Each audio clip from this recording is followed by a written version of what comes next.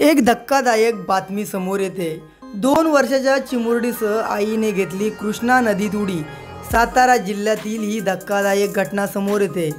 साताऱ्यात माहेरी आलेल्या एका महिलेनं आपल्या 2 वर्षाच्या चिमुकलीसह कृष्णा नदीत उडी घेतल्याची घटना समोर आली आहे।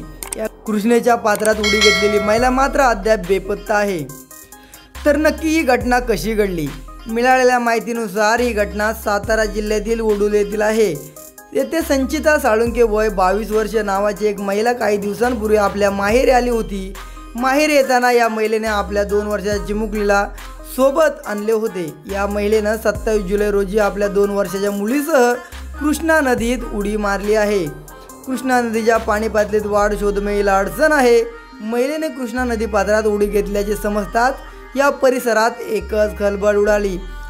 कृष्णेच्या पात्रात सध्या शोध मोहीम चालू आहे।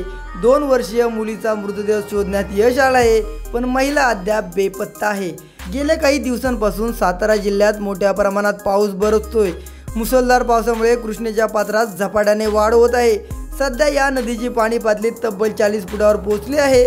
असं असताना पाण्याच्या प्रवाहात या महिलेचा शोध घेताना अनेक अडचणी सुद्धा येत आहेत। असे असताना या महिलेचा शोध घेण्यात यश येणार का, असा सर्व प्रश्न पडला आहे। या घटनेचं नेमकं कारण काय हे अद्याप समजू शकलेलं नाही, परंतु या सध्या महिलेचा शोध घेतला जात आहे। तर नक्की अशा प्रकारच्या घटना घडण्यासाठी काहीतरी वाद असतात आणि त्यातूनच अशा प्रकारच्या महिला किंवा पुरुष पाऊल उचलून आपलं जीवन संपवत असतात। तर या घटनेवर तुमचं काय मत नक्की कमेंट करा। जर ही दुर्दैवी घटना तुम्ही पाहिली असेल तर तुम्हाला काय वाटतं नक्की कमेंट करा। इथपर्यंत व्हिडिओ पाहिला असेल तर चॅनलला सबस्क्राईब करून बेल आयकॉन जरूर दाबा।